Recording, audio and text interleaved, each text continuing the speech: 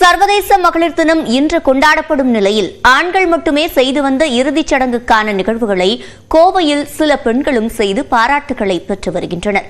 அவர்கள் யார் என்பது குறித்து விளக்குகிறது இந்த செய்தி தொகுப்பு.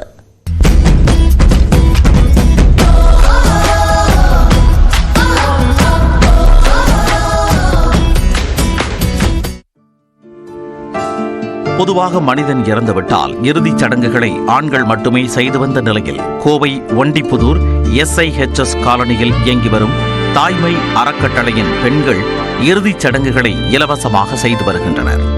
வாழ்வாதாரத்தில் மிகவும் ஏழ்மையான நிலையில் இருப்போரின் குடும்பத்தில் எவரேனும் இறந்துவிட்டால் இந்த அறக்கட்டளையைச் சேர்ந்த பெண்கள் பந்தல் அமைத்து ஃப்ரீசர் பெட்டி ஆகியவற்றை இலவசமாக அளிக்கின்றனர்.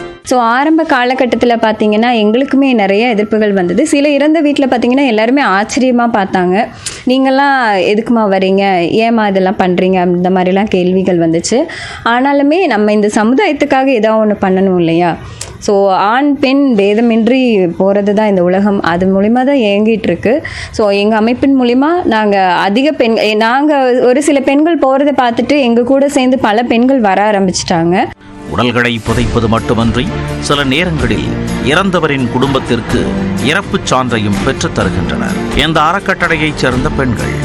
2016ஆம் ஆண்டில் தொடங்கப்பட்ட இந்த அறக்கட்டளையில் பெரும்பாலும் பெண்களே இருக்கும் நிலையில் அவர்களுக்கு உறுதுணையாக சில ஆண்களும் பணியாற்றி வருகின்றனர்.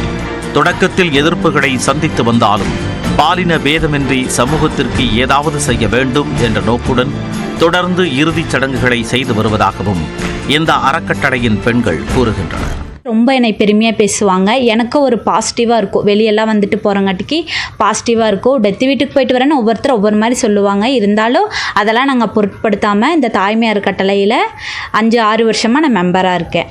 துக்க வீடுகளில் சில நேரங்களில் பெண்களை அனுமதிக்காமல் தீட்டு என்று கூறி வந்தோருக்கு மத்தியில் ஆண்களுக்கு நிகராக பெண்களும் இறுதிச் சடங்குகள் செய்து வரும் இந்த பெண்களின் தன்னலவற்ற சேவை உண்மையில் பாராட்டுக்குரியது. நியூஸ் 18 தமிழ்நாடு தொலைக்காட்சி செய்திகளுக்காக செய்தியாளர் பிரசன்னா.